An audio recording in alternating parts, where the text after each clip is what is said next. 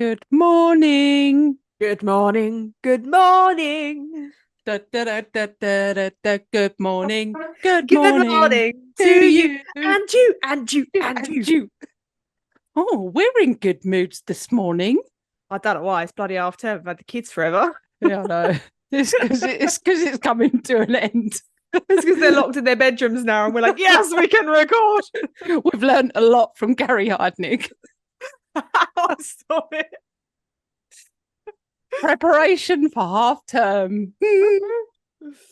Not No, really. in all honesty, you guys nearly didn't have an episode today because it's just so difficult doing the research with children in the house because Yes. A, they just come and bug you all the time. Yes. Bastards. B, I normally go out the house to write and research my episodes because otherwise, if I'm in the house, I'm like, oh, I need to put some washing on. Oh, I need to do this. Oh, I need to do that. End up not doing my story. So I tend to take Mm, myself out of the house. Frowned upon if there's children in the house. Can't do that. frowned upon. Yeah. So Yeah. Kate, luckily, has managed to scrape an episode together. I have, and you'll be pleased to hear I've done almost zero research for this. So you're Yes! welcome. I know. Once When we upon a first time. started doing this podcast, I had visions of us having some sort of log cabin in the woods, like where we would take a drive and we would sit in a cardigan and drink a glass of With whiskey a log burner. with a fire going and an old fashioned typewriter. But yeah, it's not like that. It's not No. like that at all. It's Isn't that a film where she chains the writer up in the bed and yeah, she's like, misery. misery, that's it. Right, a better ending. Yeah, and it says a lot about my mindset, the fact that I really want that, but Right. yet I am aware that he almost dies many, many times. Many, many But times. yeah, I'm still like, yeah, I'd love that. Mm. But yeah. So yeah, this is an episode. I decided right at the last minute that I was going to call it Bedtime Stories. And it's based on a lot of our listeners send us messages to say that they listen to us when they're going to sleep, which, if it does it for you, great. I can't imagine why our dulcet tones would lull you off to sleep, but um, That's so funny. yeah, and it's four folklore stories. Cool. And the reason that I've called it bedtime stories, other than the fact that our listeners said that they listen to us at bedtime, is that the first story, so the first folklore tale, is a story that me and my sister used to listen to at bedtime. And Oh Lord. yeah, That it's one of our most favourite stories, but it comes from a folklore tale. So yeah, that gives us an insight into why you are who you are. it absolutely does 100%. Right. It just speaks volumes. But yeah, on that note, random blams, go. Okay, it's half term, mate. Just told you I'm not prepared for anything. Right, my random blam is nice quick one, and it is as of 2024, Madagascar has a larger population than that of Australia. What country? Madagascar. Madagascar. Yeah, There. isn't the population little tiny lemurs? Yes, and there's I like to move it, move it. yeah, exactly. So yeah, there is a larger population in Madagascar as of 2024 than there is of Australia. I apologise for everyone watching on YouTube while Sarah finds her blam. I am very, very tired, and I've just noticed that I've actually got visible bags under my eyes. But as we've already said, half term, man. It's Yeah, half term. I am looking for a blam really quickly, but I assumed while I was looking you was going to cut this out. Nope, All right, leaving it in all right. because I will be editing this tonight when I get back from work. So I'm due to leave to go to work in an hour and a half. So as soon as I've done this episode, I will go to work. I've got a 3-hour drive. I'll be at work for a couple of hours. Then I've got a 3-hour drive back. And then Thanks I'm going to thanks for filling in, but I found one now. All right. Well, I'll just finish my day. So, and then I'll get back at about 10:30 tonight, and then I'll edit it, and then I'll upload it. So if it's poorly edited, that's why. But Right. can't stop time, mate. No, so my random blam is that wind turbines kill between 10,000 and 100,000 birds each year. Oh, that's horrible. Just in the UK. Oh. And it says if you paint even just one of the blades black, it can reduce bird deaths by 70%. Well, then why don't they do that? I know. Before they get up there and erect them, paint one black. Yeah. Before your erections, go black, people. God. All right, random blabs done. Done. I've just found another one really quickly that I know we're done with random blams, but I've just come across this one. And it says 1 in 18 people have a third nipple. 1 in 18? Yep. A nubbin. A nubbin. It's nothing. Nubbin. I wonder if I've met any people that have got a nubbin. You must have done, because we've met more than 18 people. Yeah, but I mean, I wonder if I actually know anyone that I've seen and spoken to a lot. Is that a Harry Potter mug? It is, yeah. Yeah, this is a butterbeer tankard. Nice. Mine's in there. I can see mine from here. I should have got it and we could have both had it. Butterbeer tankard. I've got a really annoying little fruit fly and it keeps flying right at my face. Oh, I'm just putting it out there. When Josie listened to last week's episode, she came in and she just went, "You made an absolute divvy yourself on that podcast." And I was like, "Hey, well, I know, I always do, but why?" I mean, yes, but why? Yeah. She was like, "Your Hermione and Hagrid impressions were just terrible," and I was like, "What do you mean there? What do you mean there, Josie?" What do you mean? No, it can't be. I mean, apparently they weren't very good. That's how I think the whole world thinks English people speak. And to be fair, most of them do, don't they? Teeth and tongues. Is that what it is? Teeth and tongues and tits. Teeth, tongues, tits. Is that the British speak, isn't it? Yeah, I just can't speak properly. Proper. I just can't. I do try sometimes, depending on like if I'm speaking to a client or something. But it just, I think I've just given up with it now. And I think I'm just going to embrace my Essexness. Right. Well, on that note then, let's episode.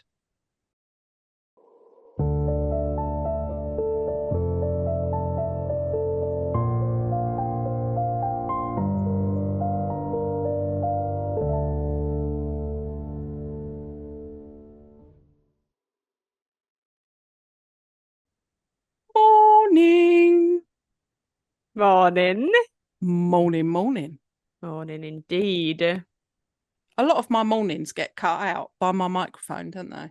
They do. Yeah, your random blam actually I think got cut out a little bit when you was like, "Random blams go." It did a little bit for no, don't like it, does it? It's like, no thank you. I'll tell you what, our microphones would not listen to us at bedtime. No, they wouldn't at all. I'd be snoring like a rhino. Microphone would be like, "Right, that's it. Sorry, no." Right. Well, the first story is my favourite. So I was gonna leave it till last, and then I thought, no, fuck it. Do it first. I'll do that with my food. Josie shaves. She does. She's well fucking hairy, mate. Josie saves her best bit of food till last, and I am full on devouring that thing first, just in case I get full up, and then I'm not going to enjoy it as much. Oh yeah, no, I'm with Josie. I'll leave the last. If I can feel myself starting to get full up on like vegetables and shit, then I think, right, all right, I'll push the rest of those to the side and then I'll go for like the favorite. My favorite bit is normally like meat. I haven't got the willpower because it's on my plate. It's looking at me and it's like, It's such a get child. in my. I know I haven't got the willpower for it, so Yeah, in that my goes face. straight in. Yeah, but then aren't you spending like the rest of your dinner time being disappointed, or is it not that long to wait? No, it generally all goes in one forkful. Just tip the plate up like that. Done. Oh, mate, did you see that thing on the internet with that guy that's called Jaws? Oh my No. God, I saw it yesterday and it freaked me out so bad. I was like, he is the reason that people think that like cryptids exist. But Did he fit a Coke in the can in best his way, mouth or something? probably. But he had like this like burger that was, I don't know, like 10 inches fucking high. And he held it like that. And I thought, well, he's not going to get that in his mouth. He literally like Unhinged. Yeah, like a fucking snake. And it went massive. His chin was like touching his chest almost. And he like that. But it was unnatural. Oh, I don't like, believe things like that freaky. anymore because AI is so good that I just find it so difficult to believe now. Yeah, but this is real, man. All right. This is real. He had like he had a Jaws t-shirt on, which incidentally, I'll try not to flash everyone. I've got on today. Oh yeah. Yeah, and he had this Jaws, and he's known as Jaws. He's only a young guy, but yeah, freaky as fuck. That was proper freak me out. But anyway, so the first folklore tale is called The Goblin Rat. The original story that it's based on is called The Boy Who Drew Cats. Very different things. It is, but it isn't when you hear the story. All right, come at me. So I would know this as the Goblin Rat. Once upon a time, in a quiet village in Japan, there lived a small boy who was not like other children. He was clever, kind, and loved to read stories. But he was small and weak and not very good at farm work. His parents loved him, but they didn't know what to do. So one day they said, "You should go to the temple and become a priest." So he did. At the temple, the boy worked hard. He swept the floors, he learned to chant and read old books. But more than anything else, he loved to draw cats. He drew them everywhere, on the scrolls, on the screens, even on the walls. Big cats, small cats, silly cats, sleepy cats, cats of every variety. The elder priest smiled at first, but after many days, he frowned. "You are talented, child, but drawing cats is not the way of a priest." One morning, the priest called him close. "You are not meant to be a priest," he said kindly. "Go and find your own path. But remember this: avoid large places at night. Keep to the small." The boy didn't understand, but he bowed and thanked the priest and left. He wandered through the countryside until he reached a village. There he saw a tall old temple standing alone. "Is there a priest here?" the boy asked. The villagers whispered, "That place is abandoned. It was long ago. Something evil came and drove all the priests away. Now no one goes near." The boy was tired. And even though the temple was empty, it was still a temple. He tiptoed inside. Dust danced in the fading sunlight. The floors creaked and the wind moaned through the cracked window panes. But still the boy smiled, as he had found a brush and some ink, and once again he began to draw his cats. He drew them all over the walls of the temple: crouching cats, leaping cats, cats with sharp claws and glowing eyes. Dozens of cats watched him from every corner. And then night came. The boy remembered the old priest's words: avoid large places at night, keep to small. So instead of sleeping in the big open hall, he curled up inside a tiny cabinet and shut the door. In the middle of the night, the boy awoke to horrible sounds: screeching, crashing, roaring, howling. Something was in the temple and it was fighting. Something big, something terrible. He stayed hidden, terrified. He couldn't move. He couldn't even breathe. At dawn, when the temple fell quiet, the boy peeked out of the cabinet. He gasped. In the middle of the room lay a giant, dead goblin rat. Its eyes were wide, its mouth was wide open with a terrible snarl, and around it, the walls were splashed with red blood. But that wasn't the strangest thing. The cats that the boy had drawn now had blood on their claws and all around their mouths. The boy smiled. His cats had come to life. They had protected him. He remembered the priest's advice and finally understood. He wasn't meant to be a priest. He was meant to draw. Years later, he became a famous artist. People loved his paintings, especially the ones of cats. They said that his cats looked so real that they could come to life. Some say they still do. And the boy never forgot: avoid large places at night, keep to the small, and never ignore your talent. The end. Can you just explain to me what a goblin rat looks like, please? It's just a massive fucking rat. It's not got like goblin features. No, it's just All right. Goblin because it's so fucking massive. Oh, I see. Yeah. Yeah, so that was one of our most favourite stories when we were little. So that So explains. peculiar. Yeah, I know. Thing is, when you look back on it now, you think actually some of these stories that were like mine and Tess's absolute favourites are just so bizarre. But yeah, we loved that. The tale of the goblin rat, based on a folklore tale from Japan called The Boy Who Drew Cats. That's cool. Yeah. So the next one is really difficult for me to pronounce. And I'll tell you the name of it at first, and then I'll change the name of it for the rest of the story. Otherwise, it's just going to be ridiculous and everyone's going to get angry with me because I'm butchering the German language. But it's a German/Celtic folklore tale, and it's called Rauhnächte. Oh no, I loved that. Yeah. Full of confidence. I mean, that's not how it sounds, but that was the only way that I could try and pronounce it. But have you ever heard of it? No. No? Oh, okay. No.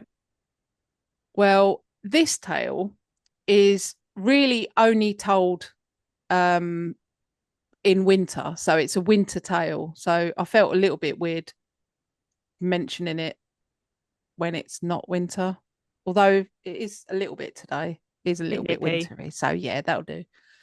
And it's the tale of spirits, smoke, and storm.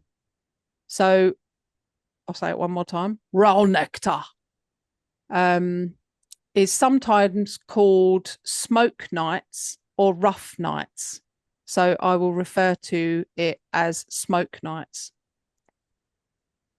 It comes round every year, and it's the time between Christmas and the New Year. 12 cold, dark nights. When the old year hasn't quite let go and the new one hasn't yet begun, they are the nights between worlds, between time, between the living and something else. Now, people used to say that during these 12 nights, the world grows thin. You might hear things in the wind. You might see things in the snow. And if you're not careful, the wild hunt might see you too. The wild hunt. Have you ever heard the wind howl in winter? That wasn't the wind, they say. That was the riders galloping through the sky.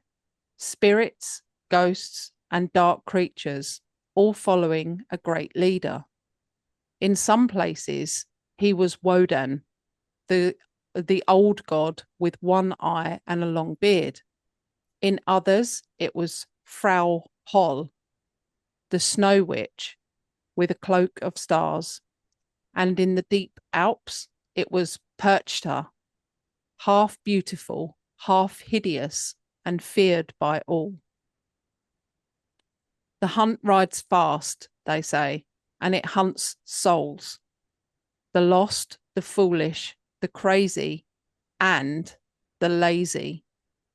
If you were out walking during the smoke nights, the wind would change, the dogs howled. You had better run home fast, because if they caught you, you were never to be seen again. So people would burn herbs, juniper, sage, and frankincense. They walked from room to room, barn to barn, waving the smoke in the corners and over the cribs, whispering prayers to keep the spirits away. And most of all, they stayed inside. They did not spin wool, they did not do laundry, and they certainly didn't hang wet clothes outside. Why, you ask? Because the hunt might snag a piece of clothing as it flew by, and whoever that clothing belonged to was as good as gone. The smoke nights weren't just about fear, they were about watching and listening and learning. You see, each of the 12 nights was said to match 1 month in the coming year, so people paid close attention. If it snowed on the 3rd night, March would be snowy. If they dreamed of fire on the 7th night, then July could bring trouble. They wrote it all down in their journals and passed the signs down through stories. Let me tell you a little bit about Perchta. She wasn't just a winter witch, she was a judge. She would enter homes during the smoke nights, completely unseen. If your house was clean, your chores were done, and your spinning was finished, she would leave a small gift like a coin or a charm or maybe give you a good dream. But if your work was unfinished, your home was untidy, your spinning left in a mess, she would cut you open and fill your belly with straw and stones. So children made sure that their rooms were spotless and no one left their spinning wheel out overnight. And then finally came the 12th night. The wind quieted, the hunt passed for the last time. Smoke still curled from chimneys, but people breathed easier. The veil began to close, and the new year arrived quietly. But even now, some say if you walk through the forest during the smoke night and the winds shift and the air feels strange, you should get inside fast. Don't whistle, don't call out, and whatever you do, don't look up, because the wild hunt may still be riding and they haven't forgotten how to find you. That was cool. It's just about getting people to sort their shit out at the end of the year. Yeah. It's a bit like, so it brought on, you know, like we say that we have like a spring clean. Yeah.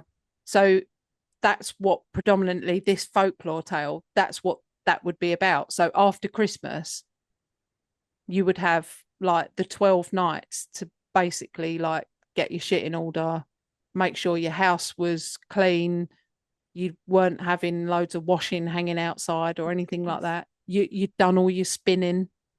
Have you caught up on your spinning? No, I would have been cut open and filled full of straw and stuff. Yeah, same. Me too. Right, this next one is called Botan Dōrō, and it's another Japanese folklore tale.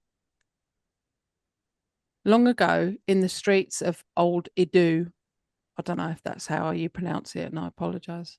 Here it is, Edo. Edo? Edo? Just choose one and run with it. All right, Edo. On warm summer nights, when the cicadas sang, a man named Ogiwara lived alone. His days quiet, his heart empty. He was a samurai, no longer in service, living modestly, spending his evenings in silence and shadows. But one night, when the spirits of the dead are said to return, Ogiwara went for a walk beneath the moonlight. The lantern glowing like fireflies in the trees. As he wandered, he heard soft footsteps. Then he heard a voice. "Good evening, sir." Before him stood a woman, beautiful beyond words, her skin pale as moonlight, wearing a white kimono and carrying a peony lantern that glowed softly in the dark. She bowed gently. "My name is Otsuyu," she said, "and this is my maid, Oyon. We were out walking. Would you mind some company?" From that night on, they met again and again. Every evening, as darkness fell, Otsuyu and her maid would appear, her peony lantern glowing in the night. She would talk with Ogiwara, laugh softly, and soon they were lovers. Neighbours began to whisper. They heard strange sounds at night, saw flickering lights past Ogiwara's home. One brave man peered through the paper screen and gasped. What he saw was not a woman, but a skeleton, locked in Ogiwara's arms, and beside them, the peony lantern glowed. Frightened, the neighbour ran to a priest. A Buddhist monk came at once and told Ogiwara the truth.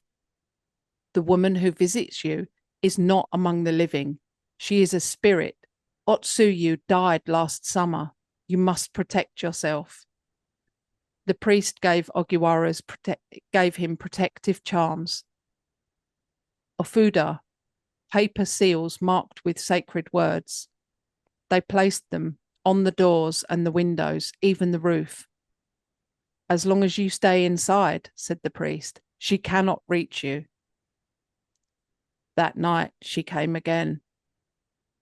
Otsuyu stood outside the door, her voice like soft falling rain. "My love, why won't you let me in? Don't you miss me?" But the charms held.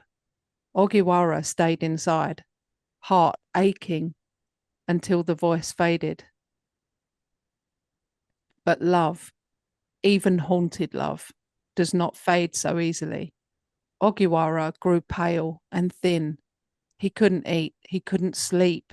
He missed her more with every breath, until one night he stepped outside.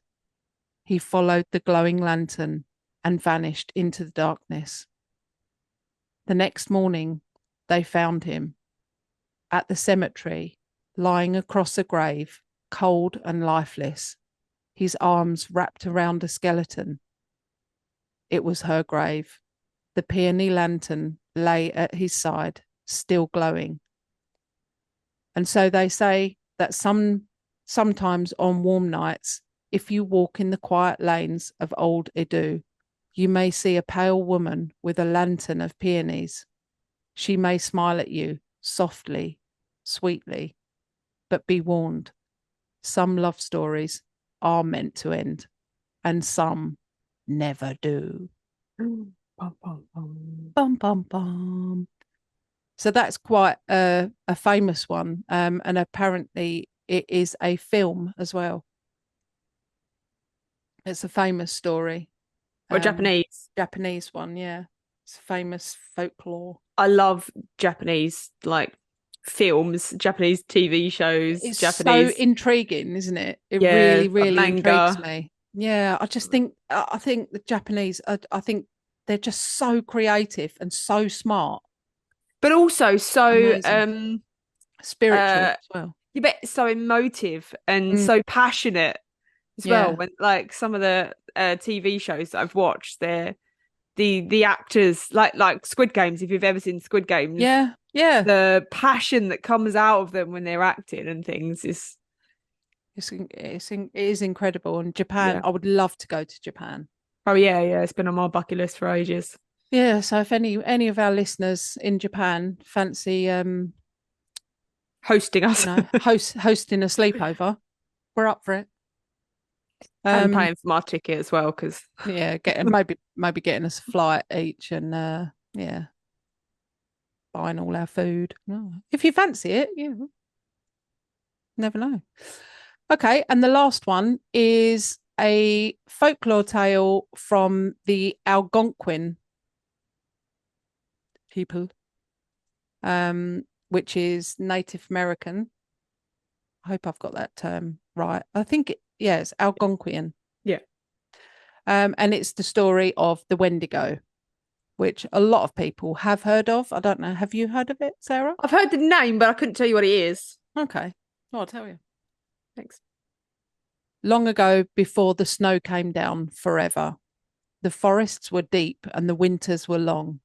People lived in small camps, close to the fire, close to one another, and far from what prowled beyond the trees. They tell of a spirit born in the cold, a creature that hunts the lost and the hungry. It walks on two legs, but it is not a man. Its skin stretched too tight, and its eyes glow like frost, and its heart is made of ice, and they call it the Wendigo. The Wendigo is always hungry. No matter how much it eats, it grows thinner, taller, colder, and crueler. And it feeds on flesh.